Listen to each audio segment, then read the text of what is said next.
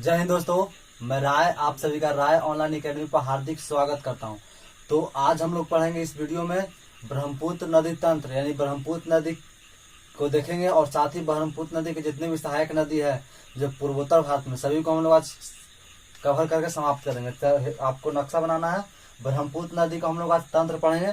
तो ब्रह्मपुत्र नदी जनरली कहाँ आपको है तो पूर्वोत्तर भारत में, यानी जैसे आज देख लीजिए 7 बहन है कौन भारत का, तो हो गया आपका अनाम, अरुणाचल प्रदेश, नागालैंड, मिजोरम, इस सभी क्षेत्र में आपका ब्रह्मपुत्र नदी का विस्तार मिलेगा। तो आप नक्शा मेरे साथ बनाइए। सबसे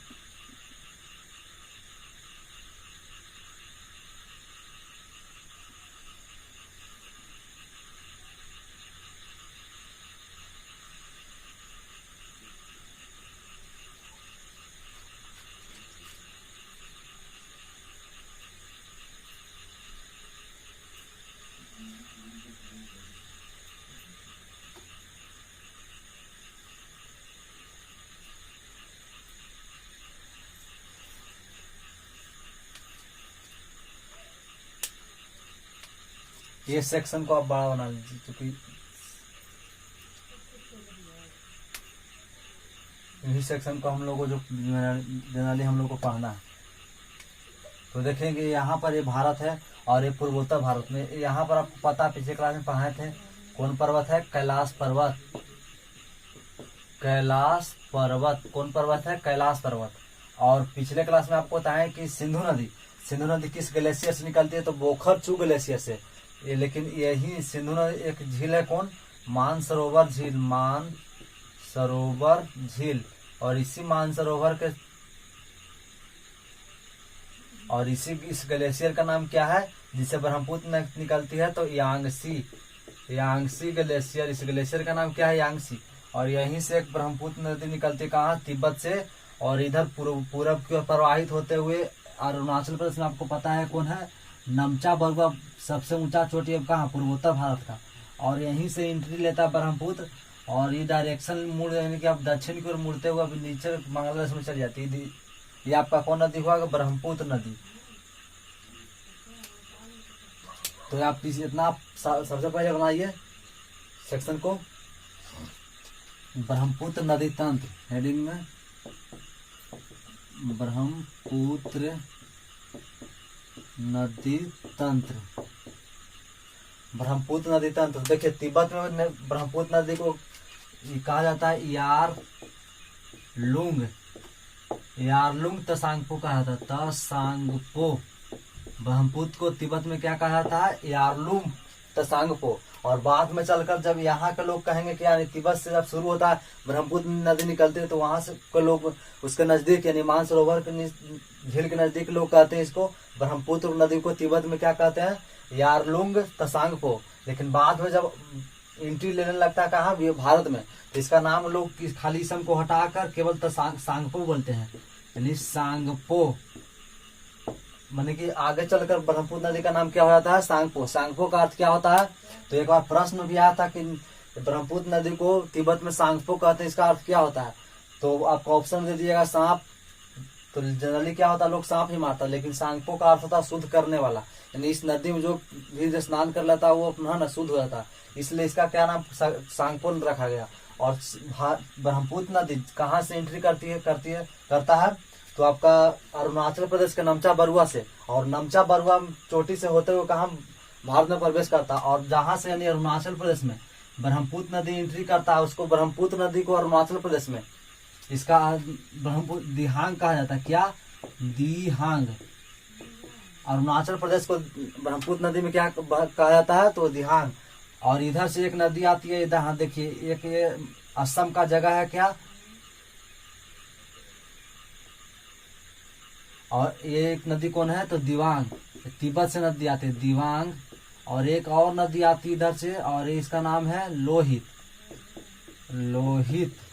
इस नदी का नाम क्या है, लोहित, ध्यान में रखिएगा। और यहाँ असम, ये आपका पूरा एक कहाँ अरुणाचल प्रदेश में ब्रह्मपुत्र नदी को क्या हम लोग कहते हैं, दिहांग कहते हैं। और ये जगह है असम का, क्या जगह का नाम क्या है, सदिया। और सदिया में 2 नदी आकर मिलती है कौन, दिवांग और एक लोहित, और इस दोनों मिलने यानी तीनों नदी को मिलने का संयुक्त धारा को ही हम लोग क्या कहते हैं, ब्रह्मपुत्र। यानी अब इस नदी का नाम क्या होगा, ब्रह्मपुत्र। अब देखिए इस नदी का नाम क्या हो गया, ब्रह्मपुत्र। लेकिन इसका पहले अरुणाचल प्रदेश में इसका नाम क्या था, दिहांग। और देखिए इसी नदी पर एक असम में एक द्वीप का निर्माण होता है, यानी कि नदी द्वीप। यहाँ एक द्वीप का निर्माण होता है, किस द्वीप का नाम है, मांजुली द्वीप। मांजुली द्वीप, इस द्वीप का नाम क्या है, मांजुली द्वीप, जो पूरा विश्व में नदी का सबसे बड़ा द्वीप है। जिससे बड़ा कोई नदी का द्वीप नहीं होता। जनरली आप द्वीप का निर्माण आप देखिएगा समुद्र में, यानी समुद्र में बीच में द्वीप रहता है। लेकिन ये एकमात्र भारत का एकमात्र जिला भी है, यानी कि आपका असम का एक जिला है मांजुली द्वीप जिला, है ना। ये आपको ध्यान रखना है, एकमात्र जिला है जो नदी द्वीप है। यानी कि इसके जो आप ब्रह्मपुत्र नदी देख रहे हैं, इसका चारों ओर होते हुए, मतलब जैसे देख लीजिए आपका द्वीप है, तो इधर से ब्रह्मपुत्र नदी आ रही है, तो इधर से प्रवाह ऐसे हो जाती है, और इधर से इस तरह से प्रवाहित होकर फिर पुनः ऐसे हो जाती है, इस तरह से। यानी बीच में कौन द्वीप है, तो मांजुली द्वीप, ये मांजुली द्वीप है, ध्यान में रखिएगा। विश्व का सबसे बड़ा कौन द्वीप है, तो मांजुली द्वीप नदी के लिए, ये ध्यान में। उसके बाद देखिए जहां से यानी असम का एक जगह है कौन, धुबरी, इसका नाम क्या है, धुबरी। और इस धुबरी से असम से ब्रह्मपुत्र नदी कहाँ प्रवेश करती है, तो बांग्लादेश में। और बांग्लादेश इधर से आपको पता है कि कौन नदी आती है, तो गंगा, और ये गंगा भी इधर आती है, ये गंगा हो गया। और ये गंगा को हम लोग बांग्लादेश में क्या कहते हैं, पद्मा, पद्मा कहा जाता है। इसको ब्रह्मपुत्र को क्या कहते हैं, तो जमुना कहते हैं, जमुना। ब्रह्मपुत्र को बांग्लादेश में क्या कहते हैं, जमुना। और जहां दोनों मिल जाती है किसका निर्माण करता है ना, ये आपका ये देख लीजिए, यानी गंगा इधर से आई है, इसको हम लोग क्या कहेंगे, ब्रह्मपुत्र को कहेंगे क्या, जमुना। और इधर से आपको ध्यान रखना, अब हम लोग है ना, ये आपका कौन नदी है, तो इधर से इसका नाम क्या पड़ जाता है, यानी कि गंगा और पद्मा। यानी गंगा यानी ब्रह्मपुत्र नदी में इसको क्या कहते हैं, गंगा को पद्मा कहते हैं।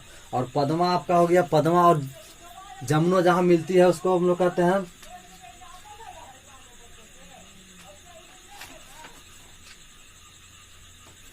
यानी गंगा, और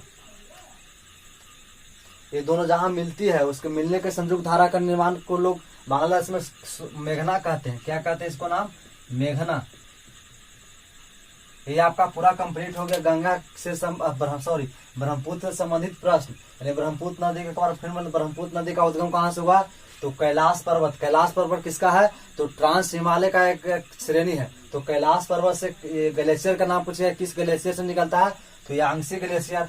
किस झील से निकलता है, तो मानसरोवर झील से। उसके बाद देखिए ब्रह्मपुत्र नदी को तिब्बत में क्या कहते हैं, तो यारलुंग तसांगपो कहते हैं। लेकिन बाद में इसका नाम क्या होता है, सांगपो। और इस कहाँ यानी सांगपो का अर्थ क्या हुआ, तो शुद्ध करने वाला। और ये कहाँ से, यानी कि देखिए ये यानी कि उत्तर की पूरब की ओर प्रवाहित हो रहा है, यानी कि तिब्बत से। ब्रह्मपुत्र नदी तिब्बत में किधर की ओर प्रवाहित हो रहा है, तो पूरब की ओर। लेकिन यहाँ से यू टर्न लेकर यानी मुड़ जाती है कहाँ से, तो नमचा बरुआ चोटी से। और मुड़ने के बाद ये डायरेक्ट देखिए दक्षिण की ओर जाती है, प्रवाहित होते, ध्यान में रखिएगा।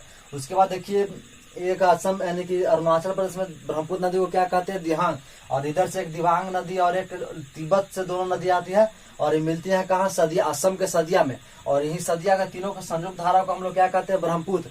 और असम में ही एक नदी द्वीप का ब्रह्मपुत्र नदी से एक द्वीप का निर्माण होता है, एक द्वीप है, उस द्वीप का हम लोग क्या कहते हैं, मांजुली द्वीप कहते हैं, ध्यान में रखिएगा। उसके बाद असम का एक जगह कौन है, धुबरी। और धुबरी से ही ब्रह्मपुत्र नदी किस में प्रवेश करती है, तो बांग्लादेश में प्रवेश करती है। और बांग्लादेश में ब्रह्मपुत्र नदी को क्या कहा जाता है, तो आपका पद्मा तो गंगा का हो गया, जमुना। और जमुना और पद्मा के संयुक्त धारा को क्या कहते हैं, मेघना। ये ध्यान में रखिएगा। और देखिए सबसे पहले आपको पता हो कि क्या लिखा हुआ, ब्रह्मपुत्र। ब्रह्मपुत्र का मतलब ब्रह्मा का पुत्र। तो एकमात्र नदी है जो यानी पुरलिंग है, यानी ब्रह्मा का पुत्र मतलब पुत्र क्या होगा, पुरलिंग होगा।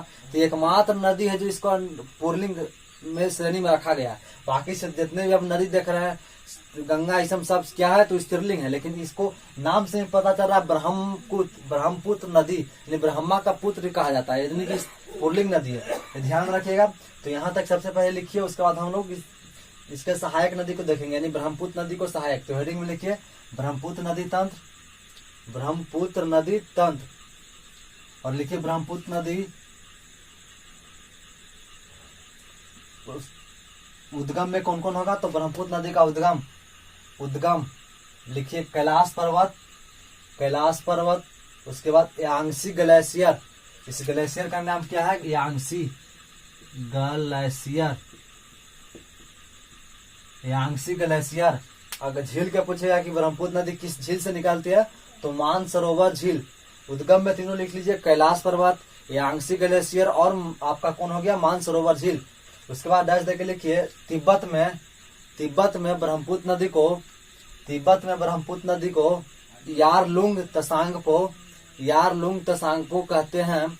यारलुंग या लुंग या लुंग भी रहेगा, ध्यान रखिए, लुंग या लुंग तसांगपो कहते हैं। और बाद में सांगपो कहते हैं, सांगपो कहते हैं, सांगपो कहते हैं। और डैश देके लिखिए सांगपो का अर्थ शुद्ध करने वाला होता है, सांगपो का अर्थ शुद्ध करने वाला होता है। उसके बाद डैश देके लिखिए ब्रह्मपुत्र नदी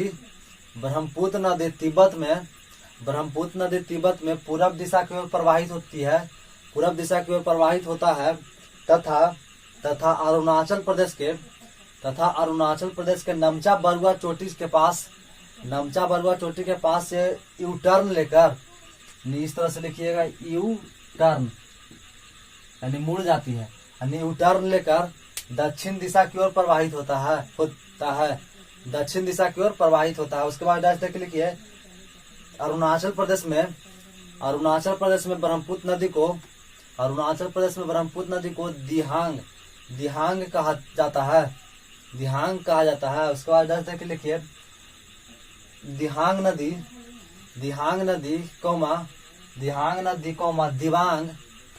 दिवांग और लोहित असम के सदिया में मिल जाती है,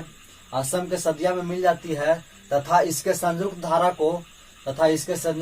को ब्रह्मपुत्र नदी कहा जाता है, इसके संयुक्त धारा को ब्रह्मपुत्र नदी कहा जाता है। उसके बाद लिखिए डैश देके और स्टार मार के, ब्रह्मपुत्र नदी में मांजुली द्वीप स्थित है, जो भारत का सबसे बड़ा नदी द्वीप है, जो वर्तमान में असम का जिला है, देखिए हम आपको भारत का ही क्यों लिखा है सबसे बड़ा नदी द्वीप, तो विश्व के नदी द्वीप सबसे बड़ा नदी द्वीप है, लेकिन कहीं लोग इसको नहीं मानते हैं, अभी इसको परसेप्शन लगा हुआ है, यानी पूर्ण रूप से इसको प्रमाण नहीं मिला है कि ये नदी है, इसीलिए अभी इसको मान के चलिए कि भारत का ही सबसे बड़ा नदी द्वीप है। अगर आपको इसको प्रमाण मिल जाएगा तो इसको हम लोग देखेंगे आगे। तो ये आपका हो गया। यहाँ फिर लिखिए डैश देके असम के धुबरी में गंगा नदी, ब्रह्मपुत्र नदी बांग्लादेश में प्रवेश करती है, बांग्लादेश में प्रवेश करती है। उसके बाद लिखिए बांग्लादेश में ब्रह्मपुत्र नदी को जमुना कहा जाता है। उसके बाद लिखिए गंगा को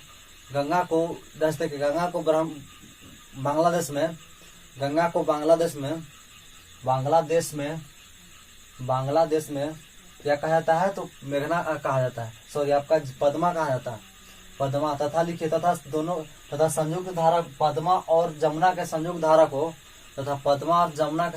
को मेघना कहा जाता है, ये आपका हो गया। उसके बाद डैश देके लिखिए और स्टार मार के गंगा और ब्रह्मपुत्र नदी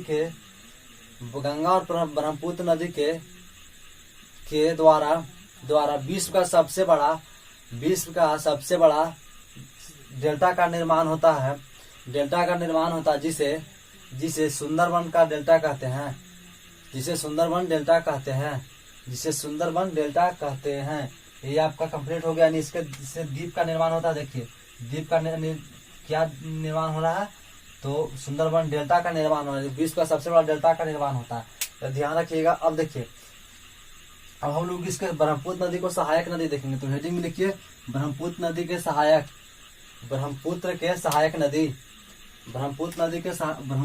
सहायक नदी पहला हम लोग देखेंगे क्या, देखिए यहाँ से एक देखिएगा धनसिरी, एक है मणिपुर का एक नदी है, यहाँ से एक मणिपुर का नदी है और ये मिल जाती है ब्रह्म यानी कहाँ में, ये ब्रह्मपुत्र का नदी है, कहाँ मिल जाती है तो असम में मिल जाती है और इसका नाम क्या है धनसिरी। धनसिरी पहला नदी आपका दिबांग, पहले आप एक देख लीजिए दिबांग के बारे में। पहला आपका गया हो गया क्या दिबांग, दिबांग के बारे में डैश देख लिखिए, दिबांग लिखिए दिबांग। यह तिब्बत से निकलकर, यह तिब्बत से निकलती है, यह तिब्बत से निकलती है और असम के सदिया में, असम के सदिया में ब्रह्मपुत्र नदी से मिल जाती है, असम में के सदिया में ब्रह्मपुत्र नदी से मिल जाती है। उसके बाद दूसरा लिखिए लोहित नदी, दूसरा लोहित नदी। लोहित नदी आपके अभी वर्तमान स्थिति में इम्पोर्टेंट है, देखिए कैसे इम्पोर्टेंट है। लोहित नदी कहाँ से निकलती है तो तिब्बत से, और मिलती है कहाँ तो असम के सदिया में। ये ध्यान कहाँ मिलती है, असम के सदिया मिल जाती है। और अभी वर्तमान में यानी 2017 में मोदी जी ने इस पर एक बड़ा पुल ने, यानी अब तक आप क्या जान रहे थे कि भारत का सबसे लंबा पुल कौन है, तो महात्मा गांधी सेतु पुल है, जो अभी गंगा नदी में स्थित है, गंगा नदी पर बनाया गया है, नहीं अब है ना, तो जो पटना में है आपका, बिहार की राजधानी पटना में। लेकिन भारत का सबसे लंबा अभी पुल का निर्माण मोदी जी ने करवाया है लोहित नदी पर, और इस पुल का नाम क्या है तो भूपेन हजारिका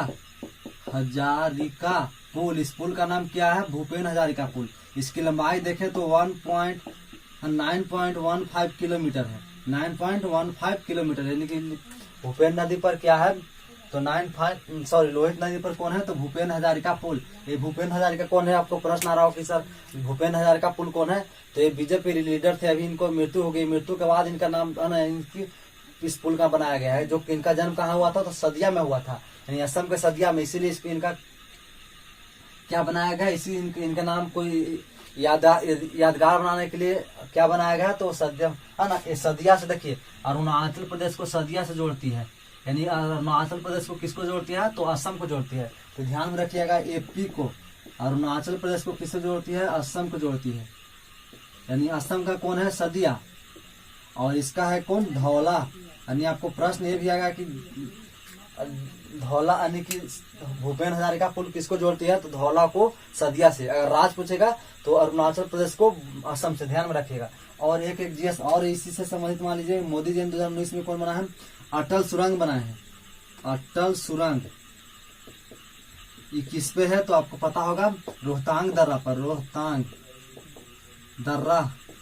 ये कहाँ में किसको किसको जोड़ता है तो मनाली को लेह से जोड़ता है, ये है ना। मनाली यानी कहाँ में है तो हिमाचल प्रदेश और लेह लद्दाख में, ये ध्यान में रखना, लेह जोड़ता है। और इसकी लंबाई आपको भी पूछ सकता है तो 9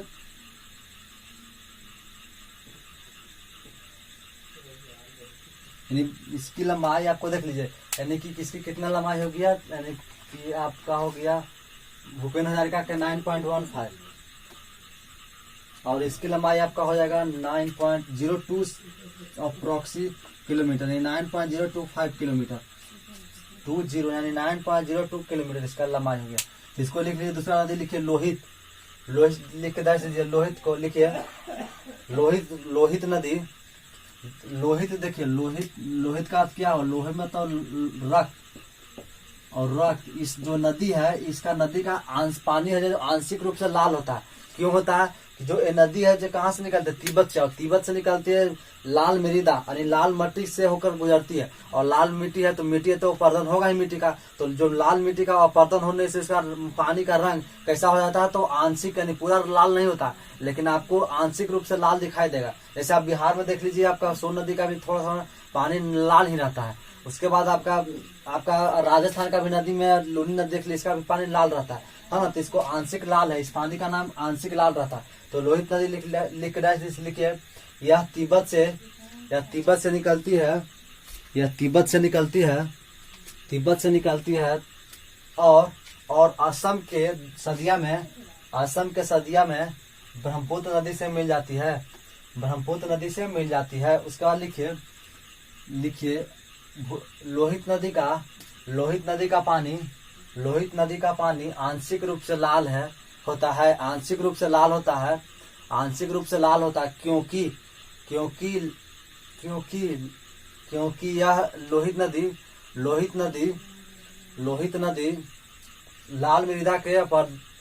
लाल मृदा के क्षेत्र से होकर गुजरती है। उसके बाद लिखिए लोहित नदी पर भारत का सबसे लंबा पुल स्थित है।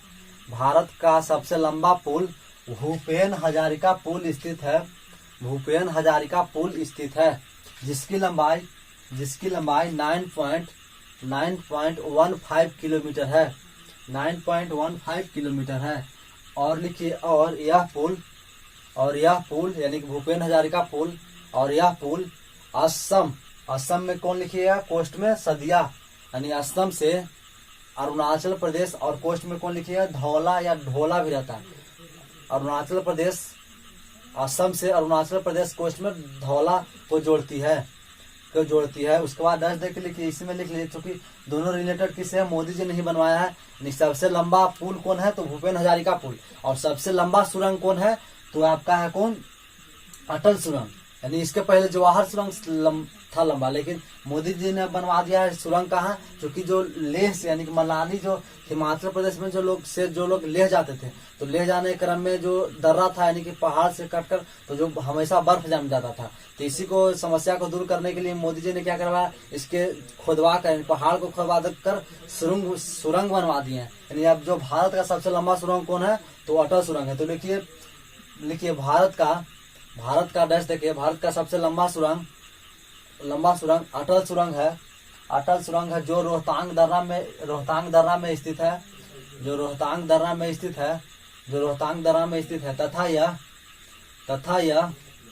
तथा यह मनाली, हिमाचल प्रदेश लिखिए, मनाली कोस्ट में हिमाचल प्रदेश, मनाली को लेह से जोड़ता है।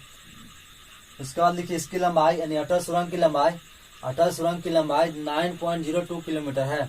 9.02 किलोमीटर है। उसके बाद आप तीसरा लिखिए धनसिरी। क्या लिखना है, ये आपका तीसरा हो गया धनसिरी। लिखिए यह मणिपुर से निकलती है, यह नदी मणिपुर से निकलती है और असम में ब्रह्मपुत्र नदी से मिल जाती है। उसके बाद एक नदी और आपका है, ये धनसिरी हो गया। एक है कपिली, ये मेघालय की नदी है। कौन नदी है, मेघालय की। और ये कपिली नदी मिल जाती है कहाँ में, असम में। तो लिखिए कपिली, इसका नाम कपिली नदी है। कहाँ से निकलती है, तो मेघालय से निकलती है और असम में मिल जाती है। लिखिए कपिली लिख दीजिए, कपिली नदी यह असम से निकलती है, यह मेघालय से निकलती है और असम में ब्रह्मपुत्र नदी से मिल जाती है। उसके बाद अगला हम लोग देखेंगे, ये हो गया कपिली। इधर से एक बराक नदी है, कहाँ से निकलती है, ये आपका मेघालय हो गया। ये आपका नागालैंड, इसको धनसिरी कहाँ के लिए, नागालैंड हो गया। और ये आपका बराक से यानी मणिपुर से एक नदी निकलती है। और इसको हम लोग इस तरह से आप क्लीन कर देते हैं, आपको समझ आएगा। और इधर आपका देखिए बांग्लादेश में ब्रह्मपुत्र नदी से मिल जाती है। ये कौन नदी है, बराक नदी। इस नदी का नाम क्या है, तो लिखिए इसको देखिए बराक नदी। बराक लिखिए, यह मणिपुर से निकलती है और ये देखिए बराक नदी मणिपुर से निकलकर मिजोरम, उसके बाद नागालैंड होते हुए कहाँ आती है, नागालैंड और असम होते हुए ब्रह्मपुत्र नदी मिल जाती है। तो लिखिए और नागालैंड, मिजोरम एवं असम से प्रवाहित होते हुए बांग्लादेश में ब्रह्मपुत्र नदी से मिल जाती है। उसके बाद स्टार लिखिए और डैश लिखिए। बराक नदी को आपका बांग्लादेश में सुरमा कहा जाता है। क्या कहा जाता है? सुरमा। यानी बराक नदी को बांग्लादेश में क्या कहा जाता है? सुरमा। ये आपका कंप्लीट हो गया। उसके बाद देखिए एक नदी सिक्किम से निकलती है और एक सिक्किम से निकलकर ब्रह्मपुत्र नदी में कहाँ मिलती है? बांग्लादेश में मिलती है। ये सिक्किम से निकलेगी और इसका नाम क्या है? तीस्ता नदी। तो लिखिए दस देखिए तीस्ता नदी। यह सिक्किम से निकलती है और बांग्लादेश में ब्रह्मपुत्र नदी से मिल जाती है। इसको साफ कर देते हैं, आपको फिगर बनाने में आसान होगा। तो ये आपका तीस्ता भी कंप्लीट हो गया। एक नदी आपका इधर से निकलती है, यानी भूटान है, और भूटान से एक नदी निकलती है। भूटान से निकलती है, इसका नाम है संकोच नदी। और ये कहाँ? धुबरी के पास मिल जाती है। इसका ये अभी कौन है तो आपको भी लिखाए हैं कौन जगह? धुबरी। और एक इसका नाम क्या है? संकोच नदी। तो 10 तक लिखे। अब संकोच के बारे में आप कुछ बात जान ली। इसको संकोच का पुराना नाम है स्वर्णकोश नदी। इसका नाम पुराना नाम क्या है? संकोच नदी। संकोच का अर्थ क्या होगा? स्वर्णकोश। मतलब इस नदी से कभी कभी सोना मिला है। इस नदी में लोग यानी खुदाई करने से ना इस नदी में सोना मिला है। माने बहुत पुराना जब इस नदी का है ना तो इसमें सोना मिला, इसीलिए लोग इसको पहले क्या कहते थे? स्वर्णकोश। लेकिन अब धीरे धीरे इसका नाम बदल कर अब तो सोना नहीं मिला, तो इस नदी को आप लोग संकोच नदी कहते हैं। तो लिखिए इसको डाल देखे। और साथ में एक और बात जान लीजिए, जो संकोच नदी है, देखिए पश्चिम बंगाल, यहाँ से पश्चिम बंगाल इधर की ओर है और ये असम के बीच बॉर्डर का निर्धारण करती है। जो संकोच नदी देख रहे हैं ये किसको? तो पश्चिम बंगाल और असम के बीच बॉर्डर का निर्धारण करती है, यानी बॉर्डर बनाती है। तो ये आपका भी इम्पोर्टेंट है। तो संकोच नदी लिख के रख दीजिए। देखिए यह भूटान से निकलती है और असम के धुबरी के पास ब्रह्मपुत्र नदी में मिल जाती है। उसके बाद लिखिए 10 देखिए संकोच नदी का पुराना नाम स्वर्णकोश है। जो वेस्ट बंगाल यानी पश्चिम बंगाल और असम के बीच सीमा का निर्धारण करती है। और इसको भूटान में क्या कहा जाता है? तो इसको भी लिख लीजिए। इसको भूटान में कहा जाता है पुन्ना तसांग छू कहा जाता है। तो इसको भी लिख लीजिए। संकोच नदी को भूटान में पुन्ना तसांग छू कहा जाता है। उसके बाद ये आपका कंप्लीट हो गया। इधर से एक नदी और आती है तिब्बत से, इसका नाम है मानस नदी और ये ब्रह्मपुत्र में मिल जाती है। तो लिखिए मानस लिख के रख दीजिए। ये नदी कौन हो गया? मानस। लिखिए मानस नदी यह तिब्बत से निकलती है और ब्रह्मपुत्र नदी असम में ब्रह्मपुत्र नदी से मिल जाती है। ये आपका कंप्लीट हो गया। एक नदी आपका और है, इसका नाम है धनसिरी हो गया। तो इसका नाम है सुबनसिरी और ये भी निकलती है कहाँ? तिब्बत से। और ये आपका कहाँ मिल जाती है? तो असम में मिलती है, जहाँ ब्रह्मपुत्र नदी से। इसका इस जगह का नाम क्या है? इस जगह का नाम आपको इधर लिख देते हैं। इस जगह का नाम है लखीमपुर, यानी असम का जगह है लखीमपुर। तो इसको डैश देके लिखिए कौन नदी? तो सुबनसिरी। यानी इस नदी का नाम क्या हो गया आपका? सुबनसिरी।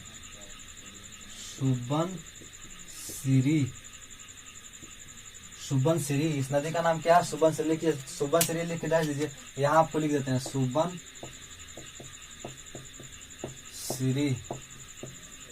लिखिए यह तिब्बत से निकलती है और असम के लखीमपुर में मिल जाती है। असम के लखीमपुर में मिल जाती